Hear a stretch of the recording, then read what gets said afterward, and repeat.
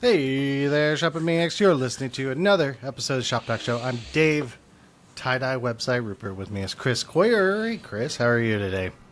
Yeah, you just never know what Dave's going to say. It's my favorite part of the week.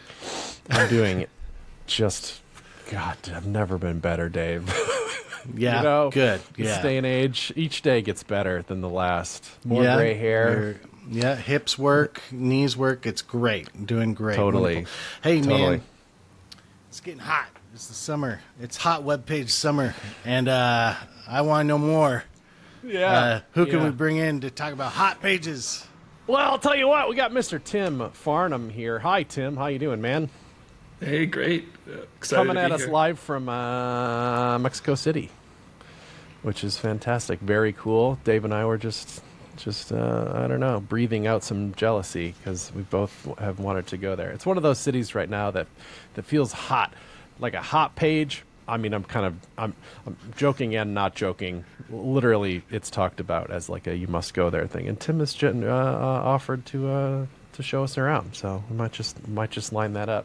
I'll add it to my list of dreams, which also includes going with Dave to Japan because that would be fun, wouldn't it? I only have two dreams. Mexico City is going to be way more fun. I'll guarantee it. Yeah, Okay. if you like my bad Japanese, you'll love my broken Spanish, Chris. It's Well, Tim is the owner and proprietor of a website called Hot Page. It's literally hot.page. So put it on add to my list of jealousy of owner of amazing domain name. Hot Page is a website builder. Is that fair, Tim? Would we call it a website builder? Are we putting it in that bucket? It seems like it is one. It definitely is. It's definitely a mix between a no-code builder and a text editor or IDE. The idea is you're using a drag-and-drop builder, but you have full control over HTML and CSS that it's making, which is a different approach than a lot of them. Yeah. Okay. So that's what it is. We have a lot to get into there because that's the biggest can of worms I've ever heard, probably. And so rock and roll. Hot.page. Build websites that catch fire. It's also very weird. So congratulations on that. Like when you get there, it's not like confusing what this thing is. I do appreciate a website that just tells you what it is at the top, and that's pretty clear. You know what I think does it even better than the tie-dye and the what is that font under sign up for free? Is that Chicago? It reminds me of like old It's Mac. Chicago. Is it Chicago? It's rules. old Mac, original Yeah. iPod stuff. ooh, Yeah, nice. slip in a little Chicago font in there. That rules. Is the edit this page button goes a long way. I think people Yeah. understand immediately that they're like, oh, I see. This is one of those editable things. Also, did you build this page with Hot Page? Obviously you did because of the edit this page button. But is it like honest to God actually Hot Page? Yeah, totally. Yeah. Okay. Cool. That rules.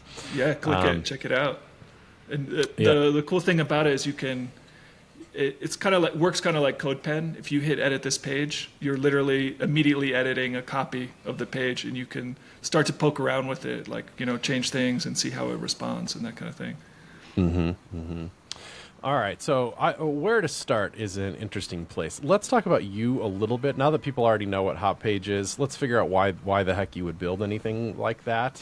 And then I do want to spend some time on like figuring out the abstraction level of it and who it's for and that kind of thing, because I think that stuff is kind of fascinating. So you Totally. were into data journalism at first, or at least Yeah. that was a part of your career. So tell me about that. Yeah, definitely. I mean, I started my journalism career, and it sort of took off because I knew technology. So I'd always been building websites and programming since I was a teenager. And when I got into journalism, it turned out they were like, "Oh, you know that computer stuff? Like, can you help us with this, with all this, the data?" Because I was covering politics, and it was specifically money in politics. And when I was in it, it was we were covering Obama's presidential campaigns, and he raised and spent $1 billion in 2 years. and that ends up being like a huge database of expenditures. The campaigns are required to report everything to the government. So to go through it, I needed computer skills, and I was writing, but my job was writing stories, and a lot of those stories had graphics that went with them, and we would kind of use the graphics to help illustrate points in the story. But I was working at the Washington Post at the time, and we were always fighting our CMS. This was before Bezos bought it, and I hope they're doing better now. But at the time, it was very antiquated, and you couldn't put an SVG in a story, even a static thing. So it was very frustrating for me, and it sort of launched me on my career against CMSs. I mean, you should be able to do whatever you want in here. Come on. Yeah, exactly.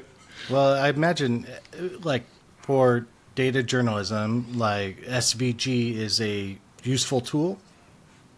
Yes, yeah. Probably. Sure. Charts, For graphs, all that sort of thing. Yeah. For sure. Okay. So, I mean, but you could put like a JPEG in there or whatever. It just didn't like the SVG format. They didn't really... it was always the struggle to get even pictures in the middle of the story. And, a JPEG of a chart, it doesn't look the same. I mean, I guess you could do super high res, but, I mean, it was, we did do a lot of interactive graphics and then let people sort of explore the data themselves, but it was always siloed in like a separate part of the website. You had to like click off the story and interact with this thing that was like another page on like a separate website. And to me, that was just like inherently unsatisfying. I mean, you think about all the things the web can do as a tool for storytelling or journalism. It's just, I think most of the time, woefully underutilized. Yeah, and was it a technological limitation? Because you're talking about hating on CMSs, which is fine and fun, or because so like the CMS wouldn't even accept an IMG tag or whatever, or was it like a cultural thing? Like, please don't put images in your stories, please, because it causes some kind of weird technical debt or something. Was it like a cultural thing? I think there was a cultural part to it. Often for a money and politics story, they would want like photos of people, just because that's what they run with every story. And I want to see the data. That's just who I am. And to interactive graphics are just like a great way to like draw people's attention into it, and that it just wasn't possible. Yeah, that's wild. It was definitely a very strange CMS, and it was basically only text. Like, you couldn't. I mean, you can do like bold. I mean, newspapers don't really do bold, even. It's literally like when you file the story, you're filing text, not markdown, nothing. Wow. It's my understanding too. Like, I've known a few like developers who do data journalism, and that's like a very small group of people, is my understanding. Like Rich Harris from Svelte, like worked at the New York Times, or maybe still. Is he at Vercel now? Is that a Vercel thing? Anyway, yeah. But like, and then I've known people like at the Texas Tribune here in Austin, and they've moved on to other places. Like, it's kind of a small group of people who actually do this probably well, right? Like, I think. Wasn't it Jeremy Ashkenas was a newspaper guy too? I mean, there's something about newspapers that make people hate websites so much they leave and make websites better. I have a coworker my coworker John's boyfriend works for NBC and does the politics, like the elections, the runoffs, and all that, the visuals for that. And apparently that's like a full-time job. Like, he works for 4 years up until the election. Like, it's just that critical that it has to be up and going and fed the right data. It's kind of wild. So. Totally. And for a lot of those special projects, they can, invest whatever it is they need to make it work. And make it like one election night looks great, but then throughout the year, we're just running text stories maybe a JPEG in there. But, you know, my thing was always like, let's tell stories with data and not just put text next to pictures. Yeah, that's funny. You'd think, isn't the name of the game like compelling content? You'd think you could tell the story that's like, that in a meta way, like internally tell the story that like, hey, a good looking article gets more traffic. Unless you're just wrong. I mean, that would be the saddest piece of data to have, right? Is that like a really good looking, compelling story actually performs worse than a text and a photo. I mean, I think it definitely Trump performs better, smirking. but there is a cultural part to it. I mean, when I was in the game, it was more than 10 years ago, and people were still very much focused on the print paper. I mean, we would write for A1, and like that was the achievement. It didn't matter what it looked like on the website. It was like, oh, you can just file this for the website, and then we'll, you know, figure out what we should do that's really good for the newspaper. Yeah. I don't, it's 10 years ago, but I live in such a small town. We have the Bend Bulletin, and I have an app for it on my phone, because why not? I like to read the local news every day. And the digital versions of it clearly are just it's like you described, just a lot of time. I don't even read it. They're not all published there, which I think is so weird. That it becomes like a secondary place that you publish. You'd think there'd be like 10 times more digital articles, and then they pick the best stuff for the print, but it's totally not how it works. But there's still some care put into the print copy every day, and I prefer that. Like in the app, you can just look at like a PDF or whatever. Like it's not reformatted. It just is the final print sheets, and you just freaking zoom in on the print sheets, and it looks nice then. At least it's, I feel on my little phone it's a little silly, but on an iPad or something it's a little bit better. And I just prefer it that way, because clearly more care is put into the articles in that way. I mean, part of it's a business incentive as well, because, I mean, when I was at the Post 10 years ago, 80% of the revenue was from the print advertising in the print paper. They couldn't make the website work from an economic standpoint. I mean, the internet ads were just, it was never as profitable as print ads. That's a shame, but well, yeah, you're in the business. For me, it's like maybe local news team, maybe 7,000 ads on the page are impacting the success of, let's say, a single ad. You know what I mean? Like maybe have we considered that to be a possibility? Yeah, they're just it's such a wasteland. But you go back to like a picture telling a story. Not to get too political or ruin Tim's chances of ever coming back to America. With the current administration and all the tariffs and all this stuff, and they're like, trust me, it's going to be huge. It's going to be great. I find myself like every night saying, just show me a frickin' chart. Like, show me a chart that it's like money goes up or whatever. Like, I just haven't seen it, and I'm just, it just drives me wild, because I'm just like, show me a chart. Like when Steve Kornacki on MSNBC gets out the big wall chart, I'm like, there for that. Love charts. I'm seeing numbers go up and down. That's great. But when I just somebody says it's gonna be good, I'm like, show me a chart. That would be helpful. So yeah, good point. Gets me. Semantic. White label. Automation. Brand.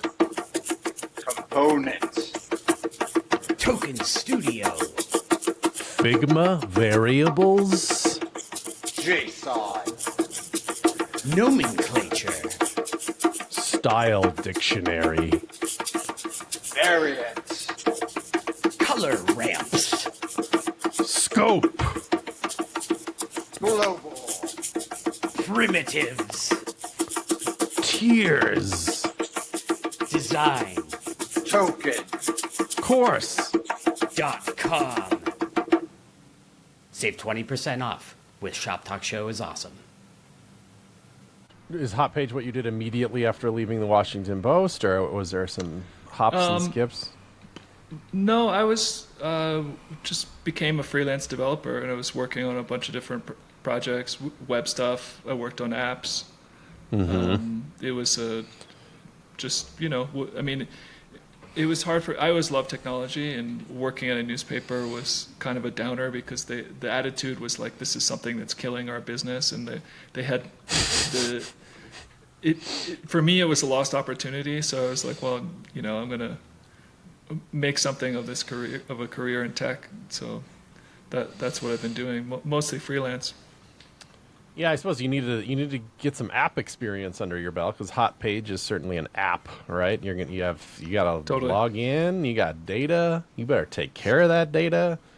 You got some responsibilities now, Tim. You're a father. Totally.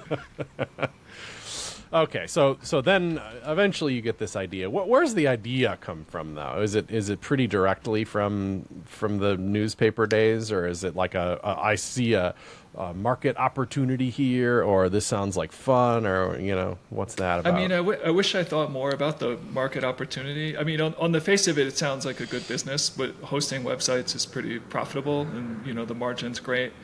But it's very much more a labor of love for me, because this is the way I want to build websites. When I was doing freelance work, you work on websites, and I grew out of CSS frameworks pretty quickly because I found it stifling to only use the components that are there. So you end up building CSS from scratch. I didn't know all of the all the properties at every part of it. So you end up Googling for a text shadow generator, copy that code, paste it into your code base, reload the page, change it in DevTools, copy that, paste it back. The process just felt broken to me. And this is my attempt to fix it, to create a better developer experience where you can write real CSS, but in a way that's just, it's exactly designed to make that process completely seamless.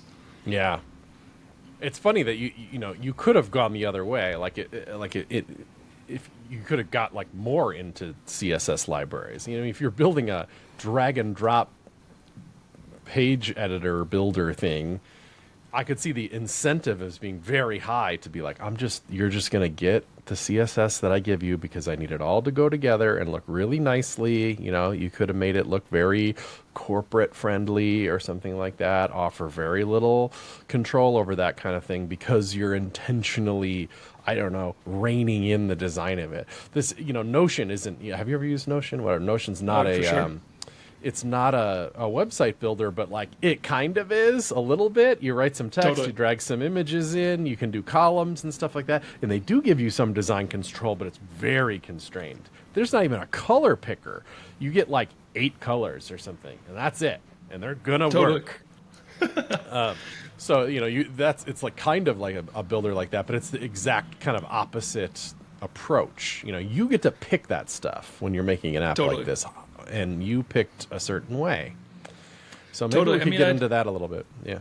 Yeah, for sure. I mean, I just find it really boring. I feel like the fun part of the web is that you can pick any design you want. It doesn't look like Mac OS or Windows. It's like the web is this sort of free-for-all where, amateurs and professionals mix and everyone's got their own take on things. The editor of Hot Page has a very sort of old school vibe to it. It's that's very much intentional. It's what we set out to sort of draw reference to a Web 1.0 era when it was more of a free form medium and people could do whatever they want before it became too corporate looking. Everything looks the same now, and to me that's really sad. It's a missed opportunity. Yeah, that's fun. I've heard that sentiment many times, and it's funny because it's not because we are forced to. It's because incentives pointed that direction, or it became easier to do it that way. And it's probably that'll probably be a forever battle. Before it was Totally. Bootstrap made all the pages look the same, and now it's now my Gemini is making all the pages look the same. Totally. So that's the thing. Okay, so now let's, we didn't, all we said about Hot Page is that it's a drag and drop page builder kind of thing. Can you talk a little bit more about what the experience is like? This is tricky. This is should be a screen sharing activity, probably. I can share my screen and you can walk us through it. Does that sound? I was going to almost not do it just because of, it's going to end up being so visual, but it'll be my job to make sure it's not too visual only. How about that? You share, That's Dave, and your let's do job, this thing. not my job. I need to go to HP Hot Page Documents. Here we go. While you're thinking about this, do you know that there's like a setting? There's captions when you're watching a movie. There's like another setting that I just never seen in my life. This is my own ignorance, where it's not just captions that it shows you. There's like another voice on top of it that describes it. You're watching like Harry Potter walk down a path, and it's like there's no audio, but the audio comes in and says like a young boy is walking down a misty path or whatever. I had never. That's weird. That's what I'm going to do that for this. Perfect. You're the middle-aged man contextual is clicking a descriptions. mouse. Hey, how do you know I was middle-aged? Rude. Okay. All right. All right. So, Tim, I'm at Hot Page. I have not created my account yet. We'll just assume that's fine for right now. I think that's actually Totally cool. fine. Like, you can let me mess around here. I do notice that when you click the edit this page, this doesn't look like what we were just looking at. Like there is like a lot of abstraction here, right? Like we're not. Oh this yeah. isn't If I go the to homepage the of Hot Page homepage. Abstraction in what sense? Well, there was tie-dye and a big headline and stuff. Right. So it's not a WYSIWYG editor. It's a code editor. So if you hit at the top, Dave, if you hit View Page, you'll see your page in real time. So if you start typing on the other frame, it's going to be you don't need to save it. It's an instant update. I see. So the pedantic bastard in me says it's not edit this page, it's edit a page or something. It's like, edit this page. If you hit edit this page, you should be editing the home page, but it's a copy. It's not that you're editing my home page. You're editing your own version of it. Maybe I messed it up, but that's probably my fault. No, that's what I saw too. It takes you to this Hello World thing, which is like kind of good because I'm a fan of the Hello World concept generally, but it doesn't. You're not editing a copy of the homepage. It's probably just a bug. Got it. I mean, that's on me. But you can edit a copy of the homepage. All right, Dave, make Hello World bigger and red. Okay, I can do bold. I've got a styles panel, it looks like, so I'm going to do font size 299% because I have a weird keyboard, or no, I could be like 10 rem. Well, it's not WYSIWYG, right? So maybe you'll only see that when you actually preview the page. Maybe? Exactly. Oh, really? Oh, yeah. Shoot. Oh, well, there you go. So if I view the... Oh, my goodness. It really is. Is that just Here. 10 rem? Oh, my God. 10 rem is bigger than it used to be. Rem's a lot of inflation. Let me see if I can do this. Does Edge Oh, so you can't side by side. You got to be cool like me where you start Chrome with the feature flag that does splits. Oh, what is that feature? You have... Edge has split tabs, my guy. Yeah, we're good. We're good. Does it seriously? Yeah. Oh, Let me see if I can close Good this job, without Edge. hurting myself here. I don't know. Just click back to the other one. What? Oh, yeah. Here we go. Oh, perfect. Here we go. Awesome. Look at us using websites. Okay, so cool. So walk me around. I see head here. That's probably the best place to start, right? So I can mess up the head of my document. Right. I mean, you can. So this is simplifying a lot of things for you. So you can, right there it says social media, so that you can upload an image, and that's an open graph tag. You know, you don't need to know the open graph tags to just make it work. Right now, That's you're editing nice because those are always hard to remember. Totally. That'll just manifest itself as like meta type equals description or whatever. Yeah, it does open graph and Twitter. Okay. And then you can add a script if you want. You could, working on an NPM integration, But yeah, if you know esm.sh, there you go. View. I don't know. View. One of your View. standalone web components. I know. I probably should have one at the top of my brain. Oh, that's all right. You're gonna. We can, whatever. We'll figure. That's cool. That's cool. And you think like you're gonna do like an npm kind of thing, like Yeah, for sure. just like whatever esm.sh hot link something in, and that'd be cool. Especially if like you are a purveyor of like, I don't know, a design system or something like that, made of This web is components. interesting. There is no, for example, like it really is abstract in the way that there's not even there's no color picker. I said make it red. If you want to make that thing red, you're typing color red and CSS to make it red. Do get a color picker, but you have to type color first. So if I if see. you double click on that, you can type color, and then you have to type red, Okay. and then Oop. Hold on, red. Oh, there we you go. Nice. Okay, cool. So Look at once that I color have picker. a color, That's I great. can do it. It's using the Chicago. It looks like old school Mac. That rules. I noticed you right aligned your properties. Right. Bold choice. Probably gonna lose 80% of people right out the gate. So totally. I mean, it's there's fun. also no semicolons. I don't know if you guys are Oh, gonna other man. people are gonna not like that, but I mean what I was trying to go with here is like simplifying the visual look of CSS. Mm-hmm. So like if you use something like Webflow, everything has a label and it has a box where you type in it, Mm-hmm. and it just looks like cleaner. yeah. In this case, there's there's a middle dividing line that's like property on the left, value on the right. Yeah. And Oh, you got the nesting in idea there. is- I see. That's cool. So if Dave bolded the word empty or something in that paragraph, you could just select it and make it red or whatever. Yeah. Yeah. So if you go into styled elements Oh, okay, yeah. on the left there, Here? I'm going to This show one? you some examples Or of styled elements. Oh, yeah. Okay, cool, yeah. So Ooh. this is like a code library where you can just drag some of this stuff in. Oh, okay. So you get a whole bunch for free here. Looks like Totally. Dave's dragging in a header that has Oh.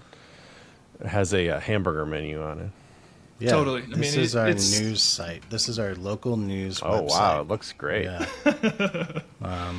Well, we can mess with this later. Okay. So kind of with in utility classes, people like them more than inline styles because you can have things like an error message is styled according to the value of its input. If the input is invalid, the error message has styles on it.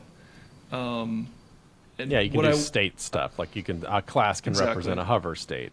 Oh, is that totally? Yeah, hover states is the best example because you can't do that in inline styles, but like, why not? It's what makes inline styles kind of useless because what is it? What are CSS without hover states or media queries? Mm-hmm. And my thinking on this was if you give that stuff to inline styles, suddenly it's useful because I find when I'm making a landing page or something, half the time the styles I'm writing are for one element, but you still have to think about a selector. What if I see. you The could write inline CSS, style is the beauty is no, you don't have to name anything. no selectors.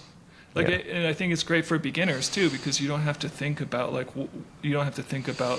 specificity or how the selectors work. You just sort of begin styling things, and you see it.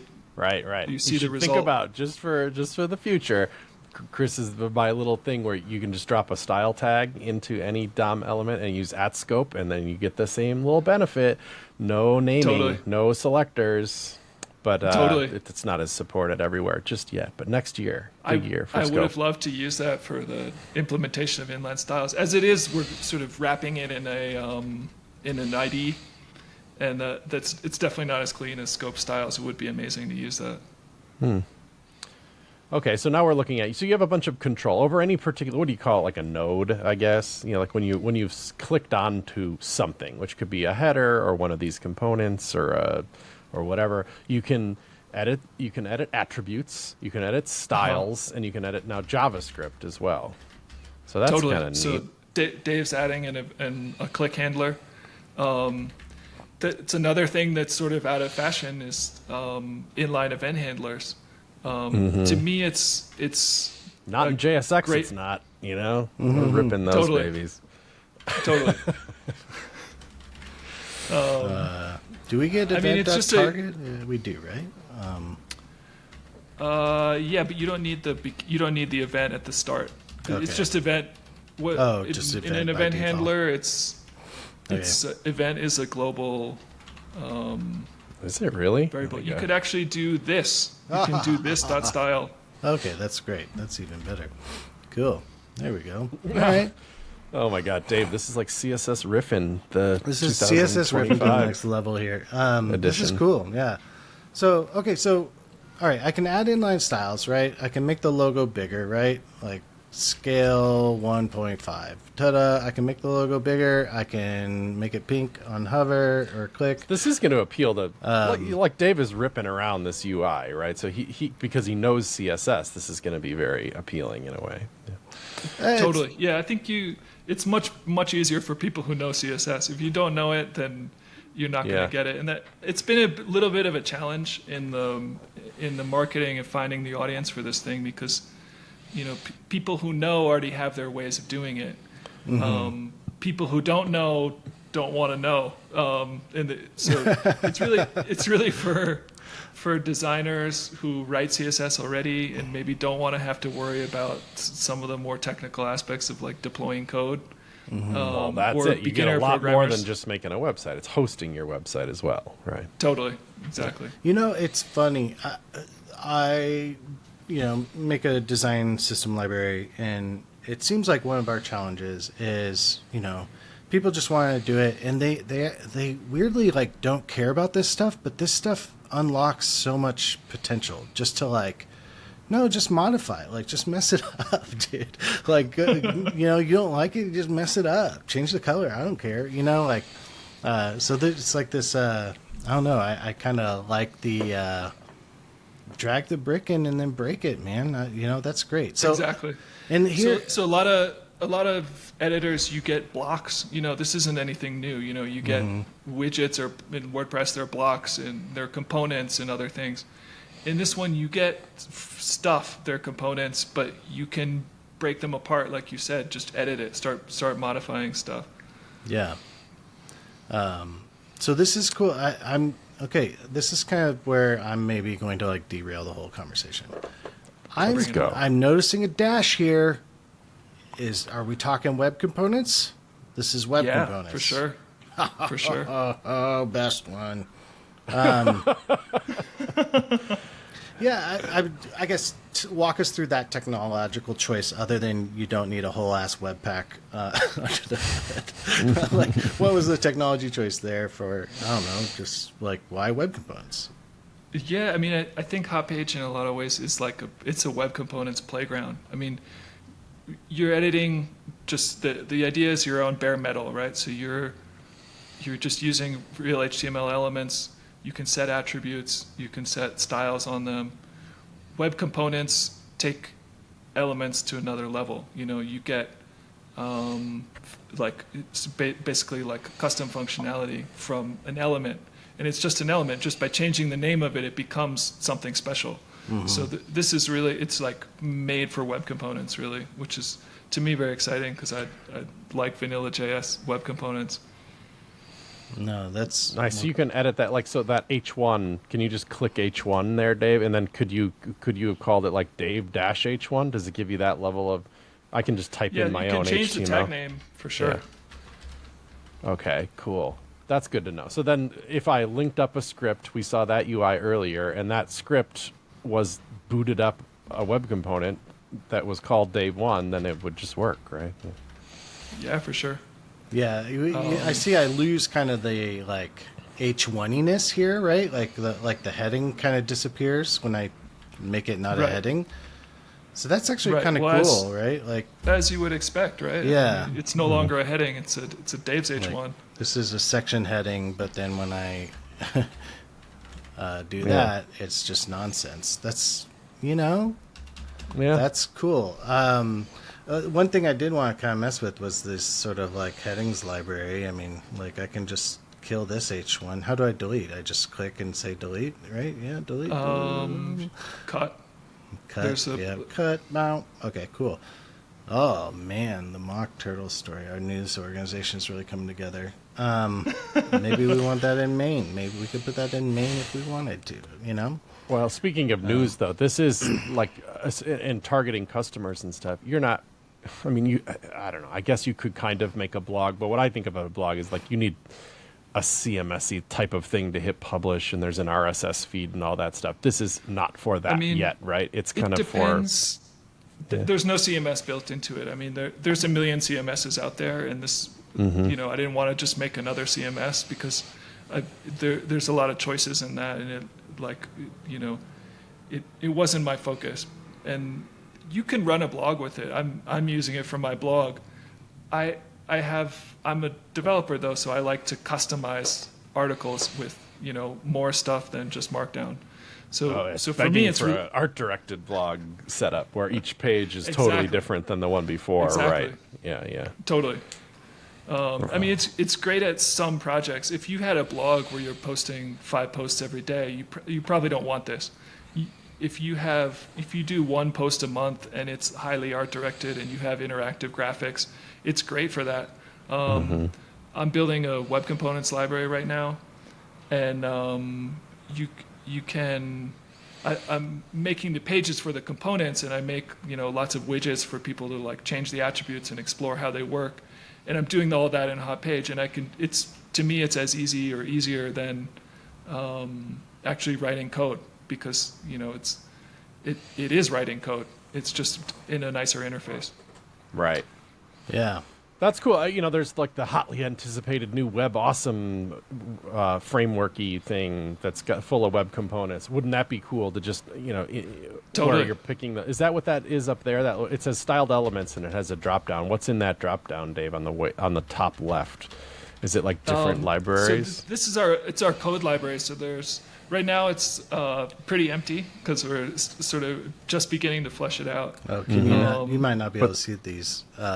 Or the drop down up here, right here. Yeah, I was like, there's styled Okay. elements, but I don't know that this is the right UI. I'm just saying that could be full of other people's libraries of Totally. stuff. That, Yeah, I mean the cool thing about that section is those are just pages. So the page that is there that has all the elements, that's a page I wrote. So anyone can eventually anyone will be able to write a page with their own components and share them with the world. Right now we have the styled elements, which is like one of everything. There's also a headings library, so people can.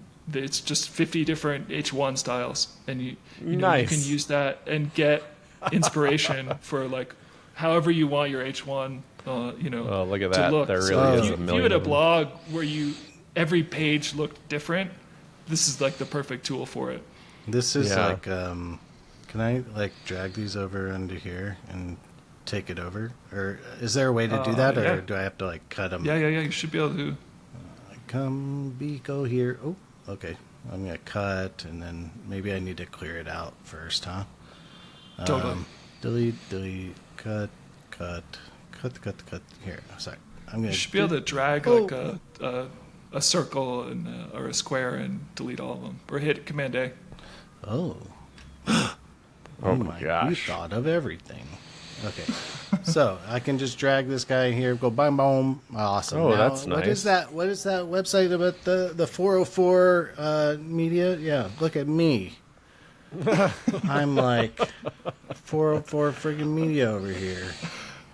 It's great. That's nice. And then So I'm gonna change everything this to Dave be is like- touching and clicking and doing stuff, is that shooting a little request to the server to save it? So if he were to just randomly go Command R, it's gonna be, it's gonna refresh and have all of his stuff saved.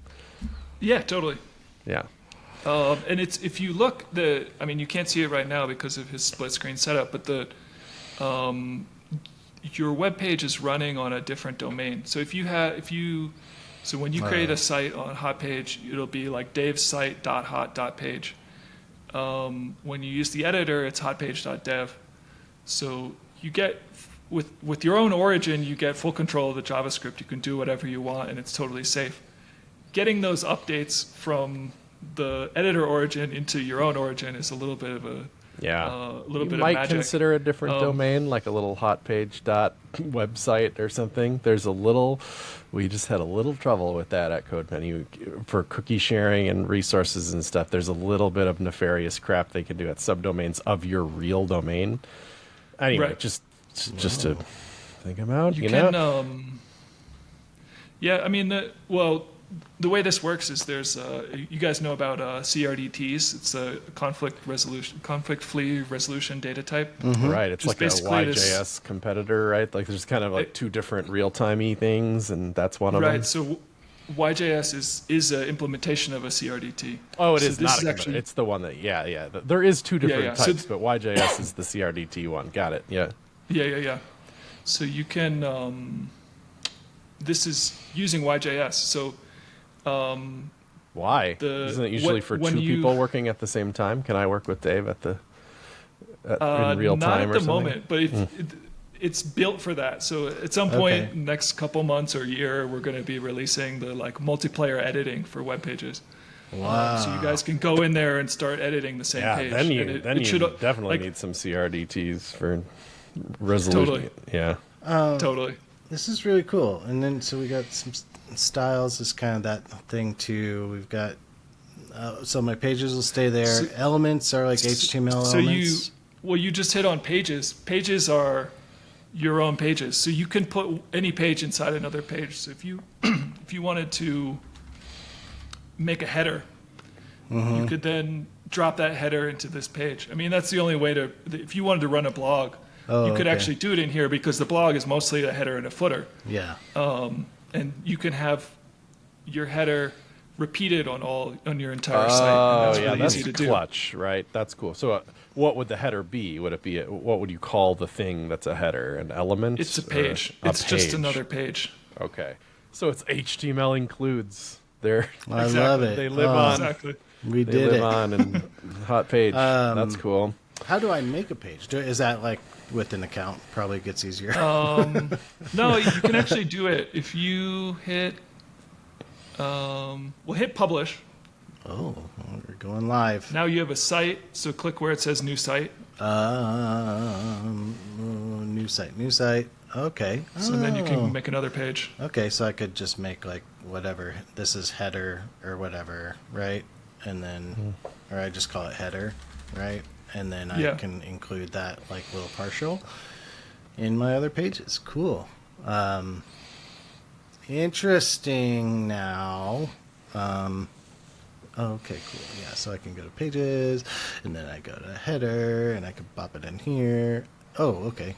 Well, it got a little mad at me, but oh no, it didn't. It's very great. Okay, very cool. Oh, it included the header in the other page. Yeah, I see. That's Yeah, wow. yeah. There's just some CSS that. Oh, A little tall, but that's fine. This is very cool. So I, selfishly, I heard the quote today. What is it? Oh shoot! It was something like interviews are really about me just getting the data I want from you. Sure. Like it was something. It was very catchy, but I am not that clever. Like, so you're saying like you could like bring your own like components here. So if I had my own suite of web components, let's just pretend, like I could, in theory, in the future, like import those or whatever, or through some sort of system, I don't know, custom element manifest or something like that, and then like start building like pages with my components. Is that like something that's you see happening? Yeah, it's totally possible now. Oh, really? I have a demo which is a Bootstrap page. Oh, and wow. It's using Bootstrap and then all the utility classes and components of Bootstrap. If you wanted to do it with Fast Element or whatever, you can definitely do it. Yeah. Yeah, you can make a new. You link up the JavaScript and you make a new tag that's called the thing you want to call it, and give it the classes you want to give it, or all that, right? And that seems to make sense that it would work. It would be. It's different though because it's not like in here. The drag and drop part you wouldn't get, right? Right. So until someone builds a component for the left side or a library of that's a smart way to handle it. Elements. It's like an extensible sidebar, right? It's like exactly custom deals. Yeah, no, I mean, I don't know. I guess it probably has to like fit into your system. Like maybe that's a wrapper or some sort of extended element or something, but to use a web component. Yeah, or can I just not at all. anything? Wow, you can literally use any web component you want. I mean, that's one of the cool things about this approach, and something that's always frustrated me with some of the no-code builders. I mean, you look at Webflow; it's like a almost code builder. Like they basically surface all of CSS for you to use in like a GUI, but they don't let you go like the last mile where it's like, let me use open source code. And the idea here is this is like literally just HTML. Just CSS, use a CSS framework, use web components. Why would you leave that on the table? Another cool thing is you can just export it. So you can save this and then host it anywhere else. I think Webflow and other builders, they don't really want you to do that because they want to lock you into it. I'm a developer. I like the web because it's an open platform, and I didn't want to build another walled garden. So there's like an export button in here somewhere that just blips out all the whole you page? can download your site. It's a work in progress, to be honest. I mean, we basically just launched this thing, so there's a lot of features that are it's brand spanking new, right? Yeah, like that's gonna be so. I would think that's your biggest challenge is this already can work and make a website and publish it, right? So it's more. I'd say it's more than an MVP. It's like it's a website builder. Totally. So here it is. There's a world where the smartest move you could do is not do anything else to this app and just market it for 2 years and try to get users and put it in front of the right people and find the verticals and find your audience, right? But you're probably not going to do that because you're kind of a nerd like us. Sorry, Tim. And you're probably going to build features forever and hope that the feature finds the right people. And that might work too, but it's like that's impossible, right? Like nobody can do it. Every nerd that's ever built an app, all they want to do is stay in VS Code and build their stuff and happily do it and never market anything until they're like absolutely forced to by their. Yeah, marketing's not my thing. And but you reached out to us, marketing experts, Dave and Chris, so you got that going. Yeah, talking to the right people, baby. Hot page. But you do have a lot of stuff that you need to do, right? Like you need to be able to map a CNAME or whatever to, maybe you could already do that because it's just a subdomain of a thing, but like you probably have some kind of like, buy a real URL because I don't want it at .hot page. I want it at something else. You can add your domain now. That actually works. I mean, domain, good. Then there's you got a lot versioning. Then you have like working with other people and like leaving notes in here, and you have teams, and you have. You're going to have security problems. As soon as it gets popular, you're going to have spam problems. You're going to have every problem that everybody's ever had. Anyway. Totally. And I would be very happy to just build all those features and never talk to anybody like you guys. But here I am talking to you because I think getting this in front of people is going to help me build a better product too. It doesn't really mean anything unless it works for people. And I've learned so much through user testing with people, seeing where they get tripped up, especially newbies or even, people like yourselves that you get in there. It's different. It's the tools, the primitives are the same. It's CSS properties, it's elements, but the interface is still like a new way of doing it. Talking to people is a very important part of this. And certainly. At least you're doing that. That can be another mistake, is to just do that too late or not do it at all because you just don't want to. Totally. Yeah. Yeah, very tricky, you know. And then even if they tell, you know, like there's features that they really want that you're like, oh, that sounds boring or whatever, but you know, having to work on things you don't necessarily want to or whatever. But yeah, you got a lot in front of you. Totally. It's gonna be fun. It's gonna be fun. What happens if you is Command Z in there? Well, what if Dave deletes something? Yeah, for sure. That comes for free with the with YJS. Yeah, right. You So get a you little get- replay stuff. Ooh, okay, Yeah. nice. Okay. Another part of the challenge is I'm bootstrapping the project, so I don't have anybody else's money here to spend. There's no Right. there's no budget for AdWords. Right. It's all just sort of what I can, you know, gin up enthusiasm by posting it on places. I've been You're not going to making get any a, either unless you promise to put AI in all over this thing, which is funny. Totally. You know, like it was like 2 years ago. You know, the apps were already starting to do that. I had a friend who like wrote a children's book and needed a website and didn't like the idea of like AI for writing in any way. It was totally opposed. The book is handwritten, it's hand illustrated, all this stuff. But he's like, oh, I don't want to like hand do the website either. So he goes to Wix, and Wix has this little like just type in a paragraph describing what the website should be like. And it goes bada boop, bada bing, puts all kinds of crap in there, and then you got a website. Like it or not, that's a competitor of this kind of thing, you know? Totally. Yeah. I mean, I kind of don't think so. I mean, I think developers will want to build with AI. So like an AI feature in this is like pretty cool. I actually have it already working. I just haven't released it yet. So that basically on the left side where there's the library of components, you just get a chatbot. Oh gosh, and then really? You can You're ask all for, over it. Ask for anything you want and drag it in. I haven't released it yet because it's just putting the final touches on it. And I also think there's an opportunity there to think about how, you know, people use AI and interact with it. I mean, it's an iterative process. So ideally, you'd want to chat with the chatbot about your page and have them, you know, work on part of the page with you and suggest changes. So the UI for that is going to be a little bit more advanced than just a chatbot.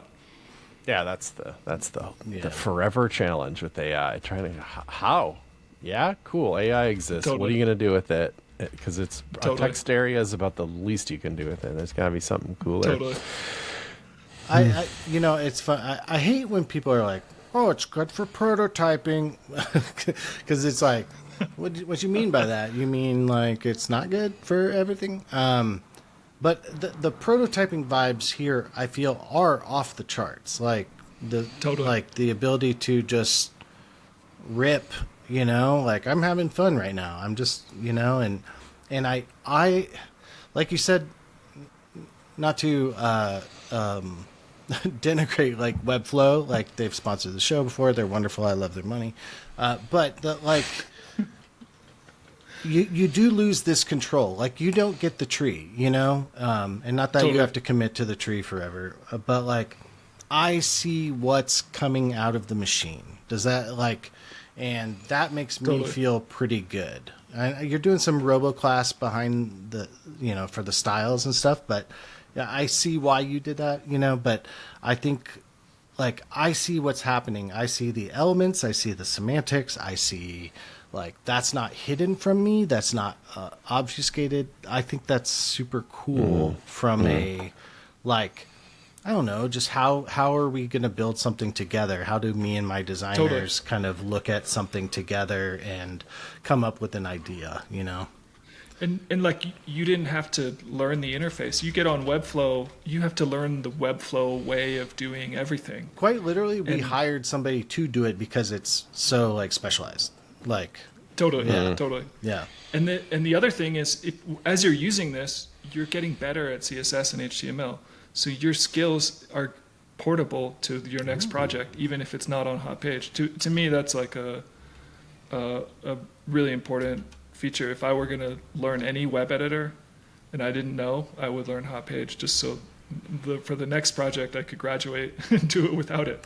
Yeah, well, you know, yeah, the delta between what if I'm reading this correctly and you're not doing like super magic, you know, like, you know, I guess I could try to inspect. My inspectors can't dock for some reason. That's a cool new feature of my editor. But you know, like I am seeing divs with some style tags, you know, like robo classes, I guess CSS module sort of things, you know. I mean, but it's like good HTML. That's kind of the very interesting part. Like it's not a, you know. Totally. So. I mean, if you look at the disaster that was Figma sites, you know, you going full abstract on a website builder really doesn't work for so many reasons. I think, you know, being able to control your elements, being able to set any attribute you want is really important. Mm-hmm. What? Dave's being salty in the chat. You're going to have to go to YouTube for this one. You know, one thing I like that wouldn't be a decent place to end this up is talking about just... there's a lot of people, both you and I and many other people, who are betting on people still wanting to make websites, whatever that abstraction may be. You know, on the CodePen angle, it's much less abstraction. It's like mostly just code. But I want you to build websites on it, especially our new editor. And you want people to build websites, and you have a different thing too. But we have more in common than we have different, because we're both not doing anything dynamic that's like just a static build of a site in a way, and you're just you know, you're producing it at a subdomain and all this. It's just nice. It's just, this is a builder, and like for whatever reason, what attracts me to this thing is my long story of like, I want people just looking right at the code, and you're just like a little level above it where you're kind of looking at code, but just a different view of it. And we're just hoping people build a bunch of websites, because websites are awesome. I mean, I think even if you're using AI, I mean, you can use an LLM and paste code into CodePen. You can use an LLM and paste code into HotPage. Right. Well, yeah, we have the same kind of journey there, too, is how we're going to integrate it. It's going to be different. It's going to be, I don't know, like maybe it'll be chatbot, too, but we're also looking for other opportunities. I don't know. It's way too early to talk about that. But we have that same thing faces us both, like how to do this best. Totally. Yeah. Yeah. But I think, I mean, the power of actually surfacing real code is you can then modify it. You know, the LLM will get you 80% of the way, but the last 20%, you know, you want to be able to tweak all the numbers in the CSS, you know, like what that spacing isn't right, let me fix it, you know, and you know, that's people are never going to, once you start asking a chatbot to fix every single number, you're wasting time. Mm-hmm. I see. Yeah, we'll see. Broad strokes is better for AI than the tight stuff. I know what you mean. You know, sometimes I still have it do like rote tasks, like, you know, replace every 20 with 40 in this entire file. It can still like do that, but that's, you know, but 120 quite the for same. 140, you're going to end up typing 2 sentences when you could have just typed 2 characters. Okay, pretty good. So, yeah, it's nice that it's out. You're calling it beta on purpose, probably, right? Do you have a plan for pulling that beta tag off of there? I mean, it'll be a while. There's so many things that I would like to see. Mm-hmm. Fly the beta flag. Fly the beta flag. It's good. You can't. It's a free pass. No, and just, you know, like until like you're saying, this, I don't know if this is making you rent money or buy a boat money yet or anything like that, but like, you know, it's like, you know, until you're like feeling confident, like don't, you know, keep it beta, keep it loose so you can change your mind, you know, or back out of a bad direction or whatever. So I mean, I think the thing for me that keeps it in beta is bugs. I don't know how. I mean, I use it every day, and there's, you know, things that you can. There's no critical bug that prevents you from using it, but it doesn't have that level of polish of something that would be not beta. Yeah, maybe you'll know. Maybe it'll be some feature release that's just obviously stable, and you're like, yeah, let's pull it. You know, I don't know. It's arbitrary. Totally. It's arbitrary. Totally. It does feel a little new. It feels appropriate at the moment, probably.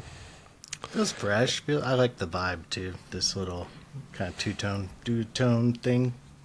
It's cool. Yeah, there's definitely an aesthetic to it that some people are really gonna love, I'm sure. Yeah.